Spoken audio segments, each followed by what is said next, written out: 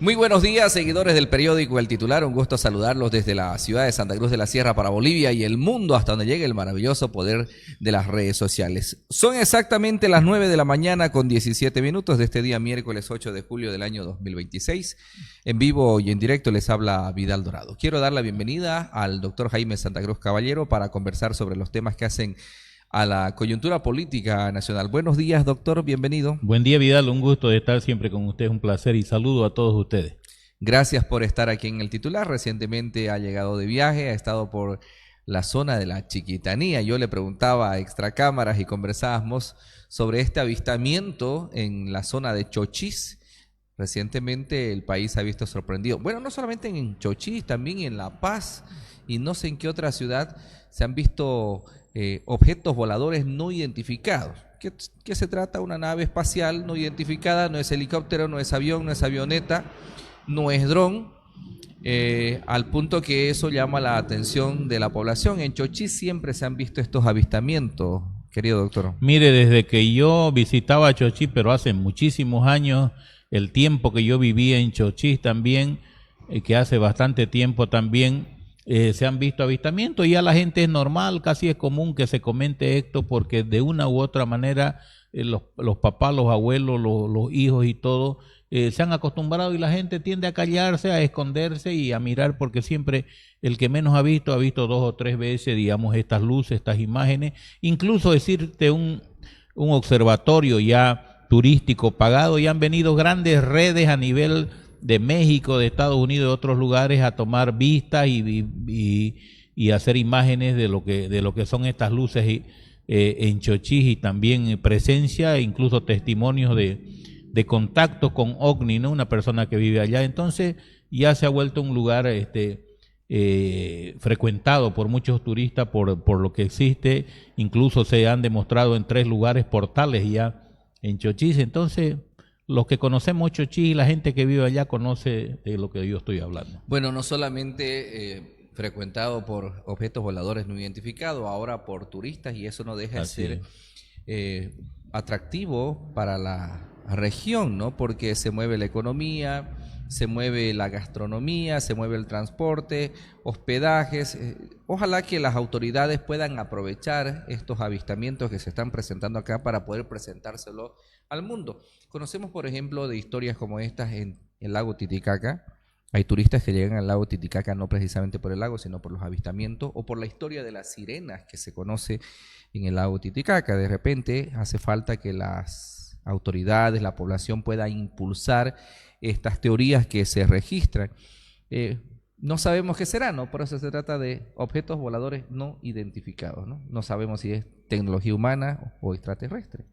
Sí, pero ya lo han visto bastante, hay imágenes, hay fotografías, incluso en mi portal, en mi Face, yo tomo imágenes regulares de más de 12, 15 minutos, entonces, y testimonios de personas, fotografías de personas, y por eso ha traído la Univisión y otras redes a nivel internacional, han estado en Chochís haciendo entrevistas, y se han llevado imágenes interesantes que ha sido motivo de publicación, incluso gente desaparecida en Chochís con testimonio de su familia. Entonces ya no es una cosa casual, aparecen luces totalmente potentes que se pueden visualizar, digamos, en Chochís, ¿no? Entonces eso es lo que acontece y es un lugar frecuentado como existe en otros lugares, tengo entendido en Estados Unidos, en Colorado, en el Cañón del Colorado y otros lugares en el Perú también que son frecuentados por estos extraterrestres. Mire de lo que estamos hablando, ¿no? De tecnología desconocida, que eso nos sirva para distraernos de los principales problemas que vive el país. Y para su conocimiento, el médico que lo entrevistaron acá y que fue una noticia mundial, que tomó y lo suturó a una persona, es muy cerca de Chochís, entonces no es casualidad. Sí, la conocí esa historia. Yo le decía que esto no sirva para distraernos de los principales problemas que vive el país. A ver, ¿estamos sin gas? Las amas de casas están llorando porque no llega el gas a sus casas. ¿Qué le parece este problema de gas? Es una pena, realmente es una pena que no se tenga previsto. Ya en 8 meses está en nuestro gobierno de Rodrigo de Rodrigo Paz y no se dan cuenta, no han precavido este tema, no han previsto este tema de lo que es el no abastecimiento del gas domiciliario, cuando supuestamente éramos un país exportador de gas en grandes cantidades al Brasil y a la Argentina. Entonces es una pena lo que acontece, le echan el pretexto de que los distribuidores no quieren decir la verdad, de que no existen garrafas, de que yacimientos no existen, que las otras son viejas, que la han decomisado. Han caído en quiebra. La distribuidora de Pailón ha cerrado definitivamente, que era la que repartía toda esa zona de la Chiquitanía, porque no existe ganancia, porque no es, por muchos otros motivos, y también de las otras dos grandes distribuidoras que hay en Santa Cruz, una ya está a punto de cerrar. Entonces no sé qué le depara a Bolivia, porque a Santa Cruz también, porque ya existen muchas cosas que no están bien, que no se han previsto, que no se han podido solucionar en su momento, y siempre se le echa la culpa a la gente, al gobierno anterior, cuando se ha entregado y se ha recibido antes de ser posesionado por el gobierno de Rodrigo Paz. Antes de ser posesionado, ha recibido el gobierno una transición protocolar del gobierno de Lucho Arce, y ahí no se dieron cuenta de lo que está aconteciendo. Entonces no sé qué más sorpresa vamos a tener en nuestro país. ¿Por dónde pasa la solución? Dice usted, por ejemplo, han pasado 8 años, 8 meses, y el gobierno de Rodrigo Paz no ha tomado las previsiones necesarias. Y siempre se le echa la culpa al gobierno anterior, en este caso, por ejemplo, por la falta de exploración, por la falta de industrialización. ¿Qué se puede hacer al respecto? Bueno, primero, de que no han habido los ciclos exploratorios, que también es una culpa también del gobierno, incluso de Evo Morales, porque él miraba la matriz energética a otro nivel, a través de las hidroeléctricas y a través del proyecto que ya estaría funcionando en sin magnitud, del proyecto de litio, ¿no? Energía a través de eso, que ya esta energía de litio ya la hacen otros países hace mucho tiempo. Cuando se vino el desastre de Fukushima, donde dos piscinas nucleares se revienta por un terremoto que hubo allá en Japón, se descubrió de que ya los japoneses, primero, que no querían dejar entrar a nadie para que miren su tecnología, nueva tecnología que tenían ellos, y era la fusión del deuterio. Entonces, y la base fundamental para la fusión del deuterio son, digamos, el elemento principal y fundamental es el litio. Entonces ya en otros lugares se conoce. Yo pienso que con esa visión Evo Morales en su momento hizo ese querer cambiar esa transición energética. Sin embargo, en la gestión de Lucho tampoco se concluyó, se improvisó a través de empresas que no tenían reputación en esta tecnología. Incluso se lo nombra al hijo de Lucho Arce, el joven que está detenido, Marcelo. Por eso incluso le dio un seudónimo, se le dio a él, y hace de que se improvisen estas cosas y no se prevea, digamos, de que el consumo interno no se lo mire para que, digamos, no sufra la población, o no suframos la población. No va a ser nada raro que a futuro, lo que tenemos gas domiciliario, entonces empecemos también a sufrir esta debacle de la carencia del gas. Bueno, y eso seguramente a futuro va a traer un tema de falta de energía eléctrica también. Lo vamos a analizar en instantes. No solamente es el gas, doctor Jaime Santa Cruz, también es la gasolina, también es el diésel. Hay colas en los surtidores en este momento. ¿Qué está pasando ahí? Que se está administrando mal el gobierno, porque él decía que del ahorro, del quitar la subvención del combustible, se iba a tener un ahorro de 10 millones diarios. Imagínese, si usted saca eso por semana, por mes y por año, cuántos millones se tienen. Entonces eso debería, pues, utilizarse para este tipo de reinversión, y no se sabe. Ahora los transportistas que están viviendo constantemente ese traslado, sobre todo de las cisternas, dicen y aseveran muchos de ellos, con el riesgo a no ser contratados, de que Bolivia no tiene plata para comprar hidrocarburos.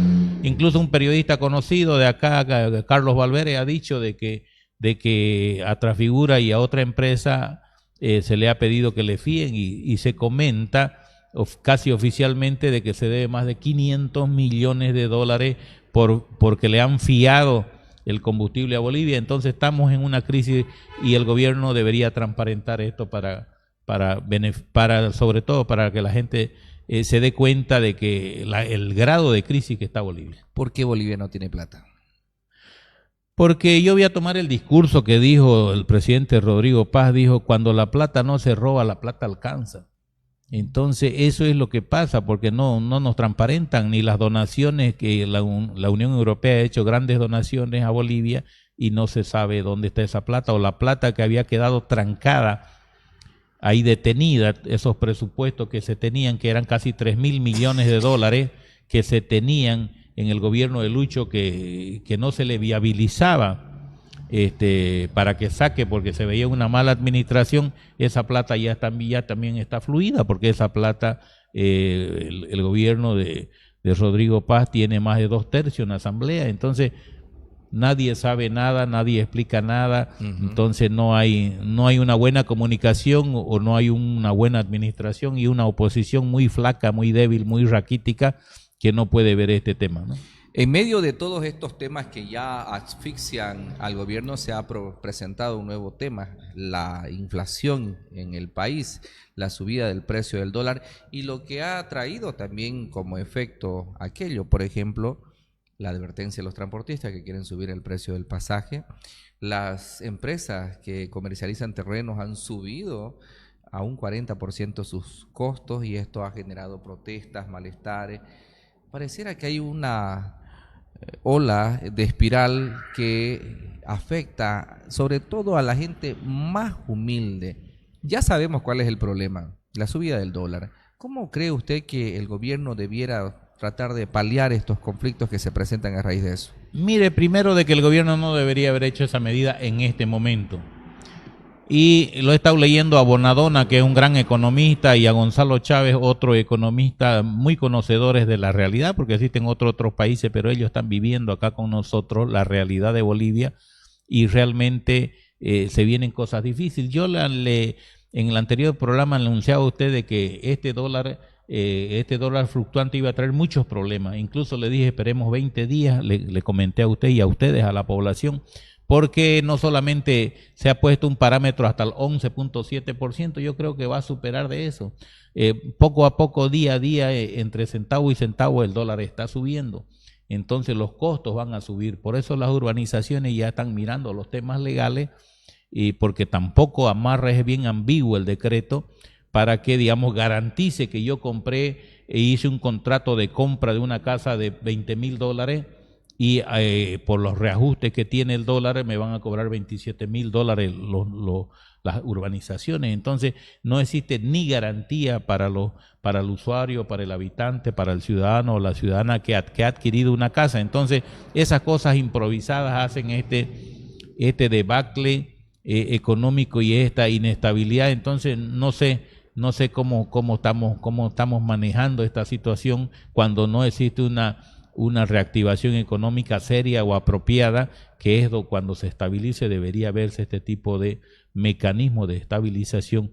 Pienso yo de que se están haciendo cosas y no mirando la realidad. Ya existen experiencias del 5503 y lógicamente hay un capricho de meter todo lo que se formuló el 2503 de manera dispersa en diferentes tipos de decretos, y eso es lo que hace que no se socialicen las políticas de Bolivia y que, digamos, no se estabilice una economía seria. Entonces vamos a tener todavía muchos problemas. Le iba a preguntar de aquello precisamente, porque si vemos es el combustible, es el dólar.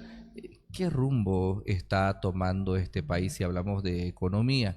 Seguimos en el tema del libre mercado, sigue vigente el 21060, se lo intentó cambiar, ¿se acuerda usted cuando advirtió esto es peor que el 21060, hablando del 5503?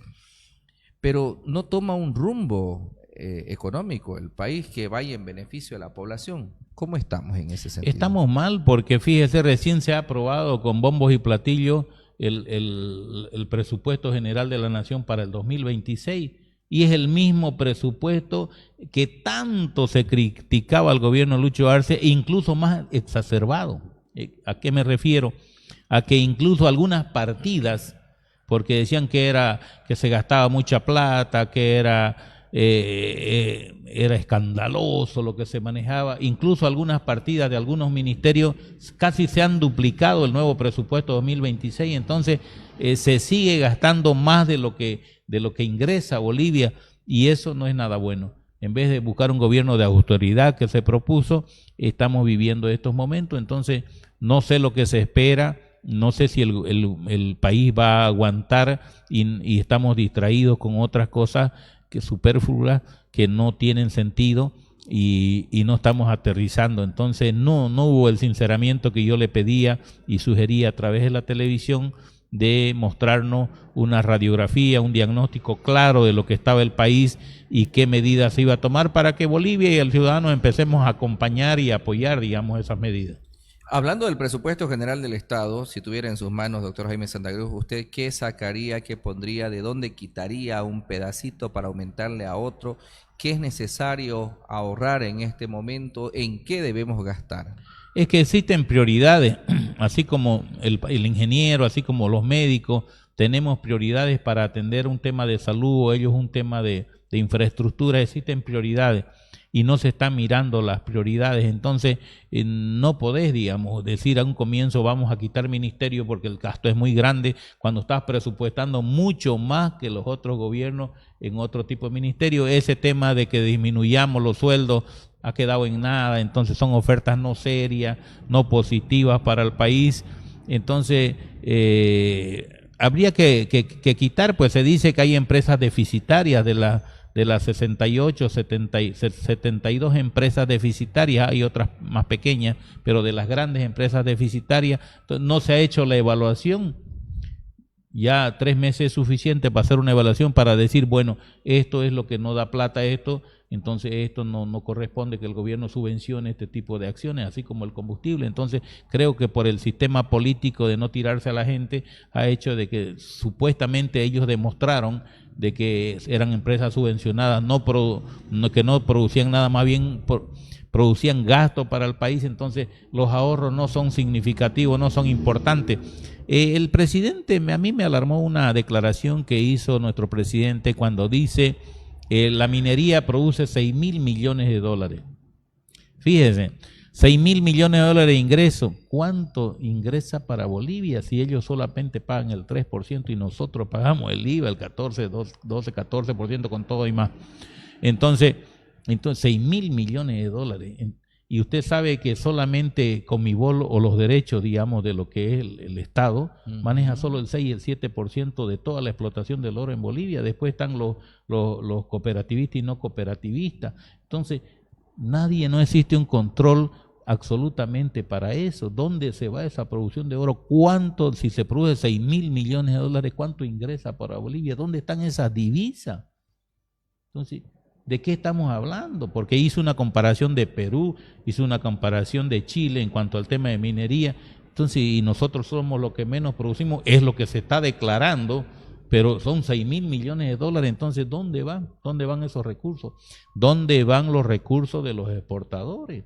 ¿Dónde van los recursos de los exportadores cuando existe libre exportación? ¿Dónde van esas divisas? El 90% se queda afuera. Entonces, existen cosas que no están bien en este país, que no se está priorizando el país como país, y eso hace de que existe mucho flujo de dinero. Leyendo las inversiones que se tienen en la producción agropecuaria en Santa Cruz, me quedé un poco admirado cuando veo que los 3 mayores productores agropecuarios de soya y otros productos derivados en Santa Cruz son extranjeros, no son cruceños. Entonces, esa plata, ¿usted cree que un extranjero esa plata la va a dejar en Bolivia? Va a invertir en sus máquinas, va a meter en su producción. Esa plata, igual que las iglesias evangélicas, esa plata se la llevan afuera.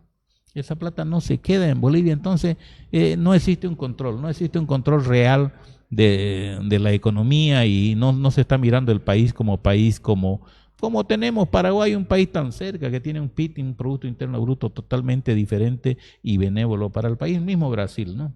Bueno, yo cuando le preguntaba sobre el PGN, precisamente porque hay ciertos compromisos que hay que cumplir, como por ejemplo el magisterio, La salud. la salud, las fuerzas del orden que tienen que estar allí para garantizar la seguridad ciudadana.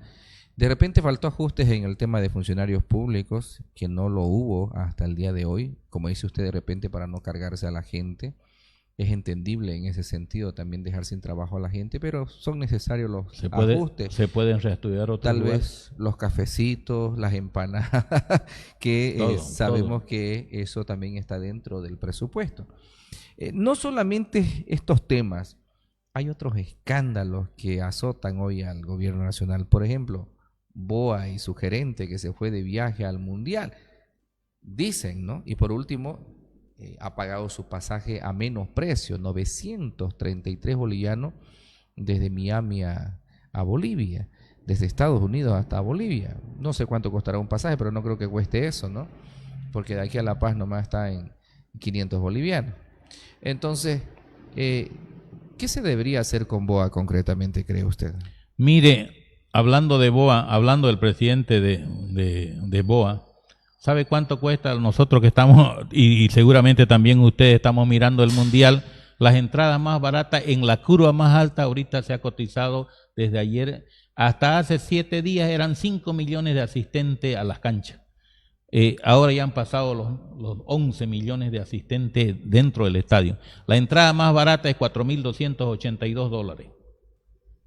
¿De dónde tiene para viajes, hoteles? Los hoteles son carísimos, por eso la mayoría de la gente que eran los partidos en Estados Unidos, la mayoría de la gente se ha alojado en México, incluso incluido el coste con su familia, y venir todos los días que existan partidos les sale mucho más barato porque el tema es carísimo. Entonces, un presidente de BOA debe tener mucho dinero, y las entradas adelante están entre los 12 a 17 mil dólares. Entonces, imagínense, debe tener bastante dinero este señor para poder irse a dar esos gustos. Si habrá ido solo, entonces no puede ser, no puede pasar eso. Yo escuchaba, por ejemplo, a algunos decir, es mejor que no vuelva. ¿Qué debería hacer el presidente BOA? Pues son muchas cosas que le están pasando a nuestro presidente, no sé si es por la falta de experiencia, muchas cosas que están pasando, no solamente en Entel, no solamente en BOA, en Entel, en la aduana. Son cosas muy, se habla de que su jefa de gabinete ya va estrenando por declaraciones internas que trabajan cerca, ya se la ha visto con 6 o 7 relojes Rolex. El reloj Rolex más barato, el más sencillo, no está debajo de los $2,500, entonces, de los $16,000. Entonces, hay muchas cosas que no están bien. Bueno, eso en cuanto al gobierno nacional, doctor Jaime Santa Cruz. ¿Cómo estamos en casa? Se han cumplido 2 meses de gestión de nuestras autoridades locales, el gobernador, el alcalde. Todavía siguen diciendo que es muy temprano para evaluar, pero me gustaría conocer su percepción. No es muy poco tiempo para evaluar. Una persona que ya ingresa en el tiempo mismo que ha entrado el presidente, o al poco tiempo, ya es mucho tiempo para evaluar, porque estas personas ya van. Usted, si se anima a ser candidato a la gobernación, ya usted tiene que tener un diagnóstico, qué es lo que va a manejar, qué es lo que tiene que manejar, cuánto debe, cuánto tiene que pagar, cuáles son los compromisos, con qué cantidad de plata usted va a hacer los presupuestos, cuáles son los ingresos, cómo los va a tener, en qué juicios tiene de pagarés. Entonces, no es poco tiempo, es un tiempo más de medio año. Entonces, yo pienso de que ya deberían tener un diagnóstico exacto y sobre todo tener las medidas necesarias para tratar de corregir y ver y apalancar otro sistema de financiamiento, porque la gobernación no tiene muchos recursos. Con el IDH se han ido cayendo los recursos de las gobernaciones, de los municipios y también de las universidades. Entonces, la alcaldía es algo un poco más diferente, pero no se ha visto nada. Absolutamente no se ha visto nada. Todavía siguen improvisando tanto la gobernación como el municipio. ¿Cuál debe ser el horizonte que deben marcar estas dos autoridades en Santa Cruz? A ver, el alcalde tiene que atender la ciudad, ¿no? Tiene que atender los baches, la basura, la iluminación, todo lo que tiene que ver con la ciudad. Y el gobernador es más que todo una autoridad política.